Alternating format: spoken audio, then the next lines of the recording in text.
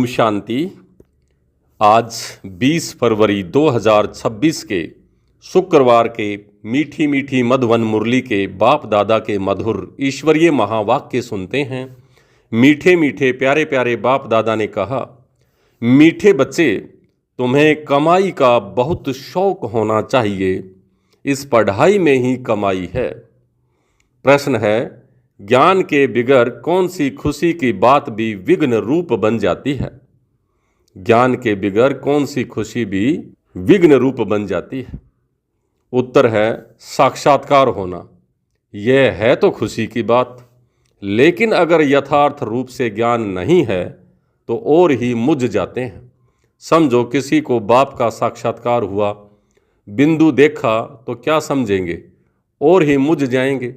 इसलिए ज्ञान के बिगर साक्षात्कार से कोई भी फायदा नहीं। इसमें और ही माया के विघ्न पड़ने लगते हैं। कईयों को साक्षात्कार का उल्टा ही नशा चढ़ जाता है। गीत चला, तकदीर जगा कर आई हूँ, नई दुनिया सजा कर लाई हूँ। ओम शांति। मीठे मीठे रूहानी बच्चों ने गीत सुना, नयों ने भी सुना, पुरानों ने भी सुना, कुमारों ने भी सुना कि यह पाठशाला है। पाठशाला में कोई न कोई तकदीर बनाई जाती है। वहाँ तो अनेक प्रकार की तकदीर हैं। कोई सर्जन बनने की, कोई बैरिस्टर बनने की तकदीर बनाते हैं। तकदीर को एम ऑब्जेक्ट कहा जाता है। तकदीर बनाने बिगर पाठशाला में क्या पढ़ेंगे? अब यहाँ बच्चे जानते हैं कि हम भी तकदीर बनाकर आए हैं। नई दुनिया के लिए, अपना राज्य भाग्य लेने के लिए आए हैं। यह राजयोग है ही नई दुनिया के लिए, वह है पुरानी दुनिया के लिए। यह पुरानी दुनिया के लिए बैरिस्टर, इंजीनियर, सर्जन आदि बनते हैं। वह बनते बनते अभी पुरानी दुनिया का तो टाइम बहुत थोड़ा रहा है, वह तो ख़त्म हो जाएंगे।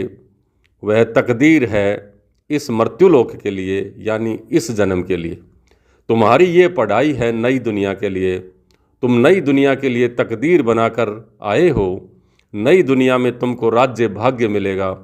कौन पढ़ाते हैं? बेहद का बाप, जिनसे ही वर्षा पाना है। जैसे डॉक्टर से डॉक्टरी का वर्षा पाते हैं, वह हो जाता है इस जन्म का वर्षा। एक तो वर्षा मिलता है बाप से, दूसरा वर्षा मिलता है अपनी पढ़ाई का। अच्छा, फिर जब बूढ़े होते हैं तब गुरु के पास जाते हैं। क्या चाहते हैं? कहते हैं हमको शांति धाम में जाने की शिक्षा दो, हमको सद्गति दो, यहाँ से निकाल शांति धाम ले जाओ। अब बाप से वर्षा मिलता है, टीचर से भी वर्षा मिलता है इस जन्म के लिए। बाकी गुरु से कुछ भी मिलता नहीं। टीचर से पढ़कर कुछ न कुछ वर्षा पाते हैं। टीचर बने, स्विंग टीचर यानी सिलाई टीचर बने, क्योंकि आजीविका तो चाहिए ना। बाप का वर्षा होते हुए भी पढ़ते हैं कि हम भी अपनी कमाई करें। गुरु से तो कुछ भी कमाई होती नहीं। हाँ, कोई कोई गीता आदि अच्छी रीति पढ़कर फिर गीता पर भाषण आदि करते हैं, तो यह सब अल्पकाल सुख के लिए कमाई का साधन बन जाता है। अब तो इस मृत्युलोक में है थोड़ा समय, पुरानी दुनिया खत्म होनी है। तुम जानते हो हम नई दुनिया की तकदीर बनाने के लिए आए हैं। यह पुरानी दुनिया खत्म होनी है। बाप की व अपनी मलकियत भी भस्म हो जाएगी, हाथ फिर खाली हो जाएंगे। अभी तो कमाई चाहिए नई दुनिया के लिए। पुरानी दुनिया के मनुष्य तो वह करा नहीं सकेंगे। नई दुनिया के लिए कमाई कराने वाला है शिव बाबा। यहाँ तुम नई दुनिया के लिए तकदीर बनाने आए हो। वह बाप ही तुम्हारा बाप भी है, टीचर भी है और सतगुरु भी है। और वह आते भी संगम पर हैं। भविष्य के लिए कमाई करना सिखाते हैं। अब इस पुरानी दुनिया में थोड़े रोज हैं, यह दुनिया के मनुष्य नहीं जानते। कहेंगे नई दुनिया फिर कब आएगी? यह गपोड़ा मारने वाले हैं, ऐसे समझने वाले भी बहुत हैं। बाप कहेंगे नई दुनिया स्थापन होती है। बच्चा कहेगा यह गपोड़ा है। तुम बच्चे समझते हो नई दुनिया के लिए यह हमारा बाप, टीचर, सतगुरु है। बाप आते ही हैं शांति धाम, सुख धाम में ले जाने। कोई तकदीर नहीं बनाते हैं, गोया कुछ भी समझते नहीं हैं। एक ही घर में स्त्री पढ़ती है, पुरुष नहीं पढ़ेगा। बच्चे पढ़ेंगे, माँ बाप नहीं पढ़ेंगे। ऐसे होता रहता है। शुरू में कुटुंब के कुटुंब आए, परंतु माया का तूफान लगने से आश्चर्यवत सुनंती कथंती बाप को छोड़ चले भी गए। गाया हुआ भी है आश्चर्यवत सुनंती, बाप का बनेंगे, पढ़ाई पढ़ेंगे, फिर भी माया कितनी दुस्तर है। कुदरत ड्रामा की कि कुछ छोड़ भी जाते। बाप खुद कहते हैं हाय ड्रामा, हाय माया। ड्रामा की ही बात हुई ना। स्त्री पुरुष एक दो को डायोर्स देते हैं तो बच्चे बाप को फारकती देते हैं। यहाँ तो वह नहीं है, यहाँ तो डायोर्स दे न सकें। बाप तो आए ही हैं बच्चों को सच्ची कमाई कराने। बाप थोड़े ही किसी को खड्डे में डालेंगे। बाप तो है ही पतित पावन रहम दिल। बाप आकर दुख से लिबरेट करते हैं और गाइड बन साथ ले जाने वाला है। ऐसे कोई लौकिक गुरु नहीं कहेंगे कि मैं तुमको साथ ले जाऊंगा। ऐसे गुरु कभी देखा है, कभी सुना है? गुरु लोगों से तुम पूछो, इतने आपके जो फॉलोवर्स हैं, तुम शरीर छोड़ जाएंगे फिर क्या इन फॉलोवर्स को भी साथ लेके जाएंगे? ऐसे तो कभी कोई कह ही नहीं सकेगा कि मैं फॉलोवर्स को साथ ले जाऊंगा। यह तो हो ना सके। कभी कोई कह न सके कि मैं तुम सबको निर्वाण धाम, मुक्ति धाम में ले जाऊंगा। ऐसा प्रश्न कोई पूछ भी ना सके कि हमको आप साथ ले जाएंगे क्या। शास्त्रों में है भगवानोवाच, मैं तुमको ले जाऊंगा। मच्छरों सदृश सब जाते हैं। सतयुग में तो मनुष्य थोड़े होते हैं, कलयुग में तो ढेर मनुष्य हैं। शरीर छोड़ बाकी आत्माएं हिसाब किताब चुकतू कर चली जाएंगी। भागना जरूर है, इतने मनुष्य यहाँ रह न सकें। तुम बच्चे अच्छी रीति जानते हो, अभी हमको जाना है घर, यह शरीर तो छोड़ना है। आप मरे तो मर गई दुनिया। अपने को सिर्फ आत्मा समझ बाप को याद करना है। यह पुराना चोला तो छोड़ना है। यह दुनिया भी पुरानी है। जैसे पुराने घर में बैठे हुए नया घर सामने तैयार होता रहता है तो समझेंगे हमारे लिए बन रहा है। बुद्धि चली जाएगी नए घर की तरफ। इसमें यह बनाओ, यह करो। ममत्व सारा पुराने से मिटकर नए में जुट जाता है। वह हुई हद की बात, यह है बेहद के दुनिया की बात। पुरानी दुनिया से ममत्व मिटाना है और नई दुनिया में लगाना है। जानते हैं यह पुरानी दुनिया तो ख़त्म हो जाती है। नई दुनिया है स्वर्ग, उसमें हम राजाई पद पाते हैं। जितना योग में रहेंगे, ज्ञान की धारणा करेंगे, औरों को समझाएंगे, उतना खुशी का पारा चढ़ेगा। बड़ा भारी इम्तिहान है। हम स्वर्ग का 21 जन्मों के लिए वर्षा पा रहे हैं। साहूकार बनना तो अच्छा है ना, बड़ी आयु मिली तो अच्छा है ना। षष्ठी चक्र को याद करेंगे, जितना जो आप सामान बनाएंगे उतना फायदा है। राजा बनना है तो प्रजा भी बनानी है।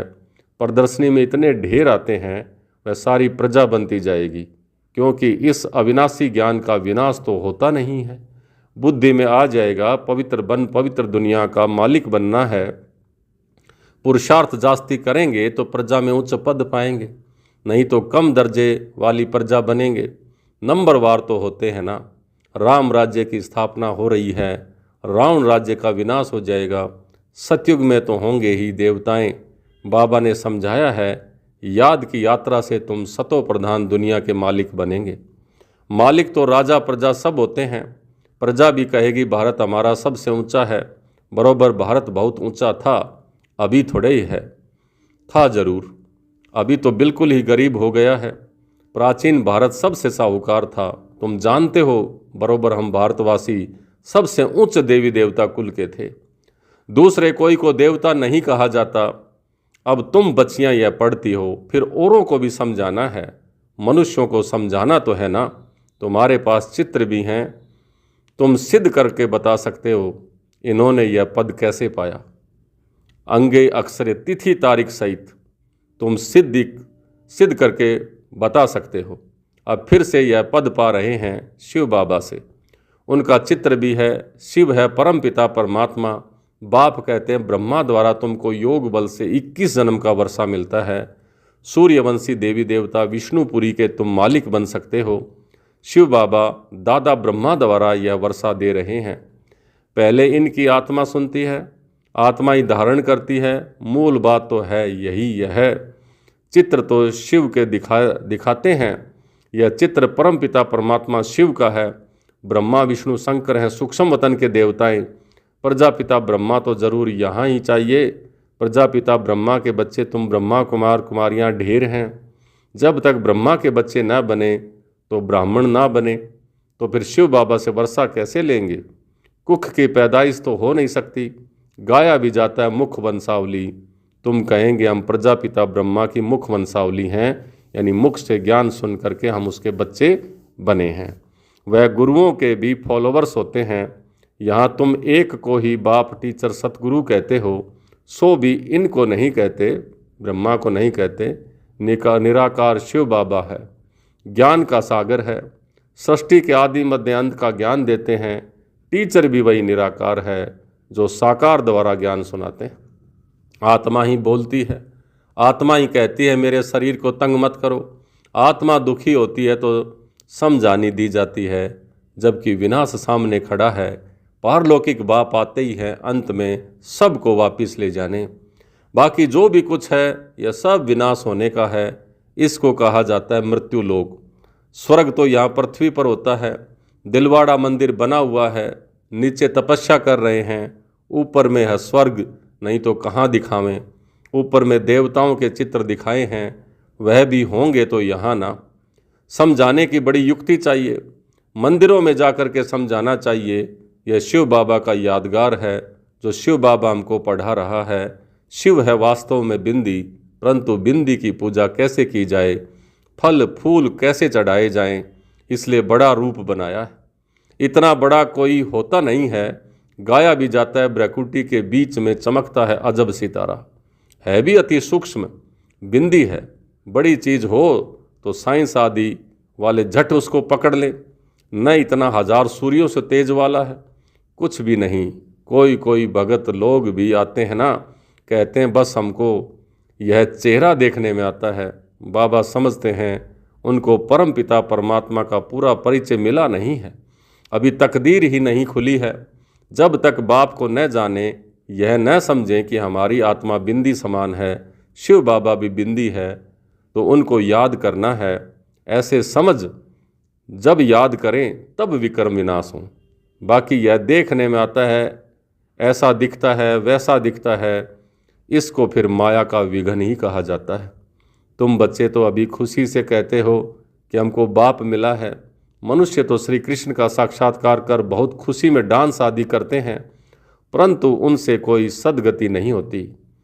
वह साक्षात्कार तो अनायास ही हो जाता है। अगर अच्छी तरह से पढ़ेंगे नहीं तो प्रजा में चले जाएंगे। साक्षात्कार का भी फायदा तो मिलता है। भक्ति मार्ग में बड़ी मेहनत करते हैं तब साक्षात्कार होता है। यहाँ थोड़ी भी मेहनत करते हैं तो साक्षात्कार होता है, लेकिन फ़ायदा कुछ नहीं। श्री कृष्णपुरी में साधारण प्रजा आदि जा कर के बनेंगे अगर पुरुषार्थ नहीं करेंगे। अभी तुम बच्चे जानते हो शिव बाबा हमको यह नॉलेज सुना रहे हैं। बाप का फरमान है पवित्र जरूर बनना है, परंतु कोई पवित्र भी रह नहीं सकते हैं। कभी पतित भी यहाँ छिप करके आ जाते हैं। वह अपना ही नुकसान करते हैं, अपने को ठगते हैं। बाप को ठगने की बात ही नहीं है। बाप से ठगी करके कोई पैसा लेना है क्या। शिव बाबा की सिरमत पर कायदे सिर नहीं चलते हैं तो क्या हाल होगा। समझा जाएगा तकदीर में नहीं है। नहीं पढ़ते हैं और ही औरों को दुख देते रहेंगे तो एक तो बहुत सजाएं खानी पड़ेंगी और दूसरा फिर पद भी भ्रष्ट हो जाएगा। कोई भी कायदे के विरुद्ध काम नहीं करना चाहिए। बाप तो समझाएंगे ना कि तुम्हारी चलन ठीक नहीं है। बाप तो कमाई करने का रास्ता बताते हैं, फिर कोई करे या ना करे अब उनकी तकदीर। सजाएं खाकर वापिस शांति धाम में जाना ही है, फिर पद भ्रष्ट हो जाएगा, कुछ भी मिलेगा नहीं। आते तो बहुत हैं, परंतु यहाँ तो बाप से वर्षा लेने की बात है। बच्चे कहते हैं बाबा हम तो स्वर्ग का सूर्यवंशी राजाई पद पाएंगे। राजयोग है ना, स्टूडेंट स्कॉलरशिप भी लेते हैं ना, तो पास होने वालों को स्कॉलरशिप वजीफ़ा मिलता है। यह माला उन्हों की बनी हुई है जिन्होंने स्कॉलरशिप ली है। जितना जितना जैसा पास होगा ऐसे ऐसे स्कॉलरशिप मिलेगी। यह माला बनी हुई है। स्कॉलरशिप वालों की वृद्धि होते होते हजारों बन जाते हैं। राजाई पद है स्कॉलरशिप। जो अच्छी रीति पढ़ाई पढ़ते हैं वह गुप्त नहीं रह सकते। बहुत नए नए भी पुरानों से आगे निकल पड़ेंगे। जैसे देखो कई बच्चियां आती हैं, कहती हैं हमको वह पढ़ाई तो बहुत अच्छी लगती है, हम प्रण करती हैं कि वह जिस्मानी पढ़ाई का कोर्स पूरा कर फिर इस पढ़ाई में भी लग जाएंगी, अपना हीरे जैसा जीवन बनाएंगी। हम अपनी सच्ची कमाई कर 21 जन्मों के लिए वर्षा पाएंगी। कितना खुशी होती है। जानते हैं यह वर्षा अब नहीं लिया तो फिर कभी नहीं ले सकेंगे। पढ़ाई का शौक़ होता है ना, कोई तो जरा भी शौक़ नहीं है समझने का। पुरानों को भी इतना शौक़ नहीं जितना नयों को है। वंडर है ना, कहेंगे ड्रामा अनुसार तकदीर में नहीं है तो भगवान भी क्या करे। टीचर तो पढ़ाते हैं, अब पढ़ना बच्चों का काम है। अच्छा, मीठे मीठे सिकल दे बच्चों प्रति माता पिता बाप दादा का याद प्यार और गुड मॉर्निंग। रूहानी बाप की रूहानी बच्चों को नमस्ते। हम रूहानी बच्चों की रूहानी बाप दादा को याद प्यार, गुड मॉर्निंग और नमस्ते। नमस्ते मीठे बाबा, बहुत बहुत शुक्रिया आपका। धारणा के लिए मुख्य सार: पहला, अपनी कमियों को छिपाना भी स्वयं को ठगना है, इसलिए कभी भी अपने से ठगी नहीं करनी है। दूसरा, अपनी उच्च तकदीर बनाने के लिए कोई भी काम कायदे के विरुद्ध नहीं करना है। पढ़ाई का शौक़ रखना है, आप समान बनाने की सेवा करनी है। आज का वरदान: अमृत वेले की मदद व श्रीमत की पालना द्वारा स्मृति को समर्थवान बनाने वाले स्मृति स्वरूप भवै। अमृत वेले की मदद व श्रीमत की पालना द्वारा स्मृति को समर्थवान बनाने वाले स्मृति स्वरूप भवै। अपनी स्मृति को समर्थवान बनाना है, वह स्वतः स्मृति स्वरूप बनना है, तो अमृत वेले के समय की वैल्यू को जानो। जैसी श्रीमत है उसी प्रमाण समय को पहचान कर समय प्रमाण चलो तो सहज सर्व प्राप्ति कर सकेंगे और मेहनत से छूट जाएंगे। अमृत वेले के महत्व को समझकर चलने से हर कर्म महत्व प्रमाण होंगे। उस समय विशेष साइलेंस रहती है, इसलिए सहज स्मृति को समर्थवान बना सकते हो। आज का स्लोगन: याद और निस्वार्थ सेवा द्वारा माया जीत बनने वाले ही सदा विजयी हैं। याद और निस्वार्थ सेवा द्वारा माया जीत बनने वाले ही सदा विजयी हैं। ये अव्यक्त इशारे एकता और विश्वास की विशेषता द्वारा सफलता संपन्न बनो। संगठित रूप में आप ब्राह्मण बच्चों की आपस के संपर्क की भाषा अव्यक्त भाव की होनी चाहिए। जैसे फरिश्ते अथवा आत्माएं आत्माओं से बोल रही हैं, इसके लिए किसी की सुनी हुई गलती को संकल्प में भी न स्वीकार करना और न ही कराना। ऐसी जब स्थिति हो तब ही बाप की जो शुभ कामना है एक मत संगठन की, वह प्रैक्टिकल में होगी और आपके द्वारा बाप प्रत्यक्ष होगा। अच्छा, ओम शांति।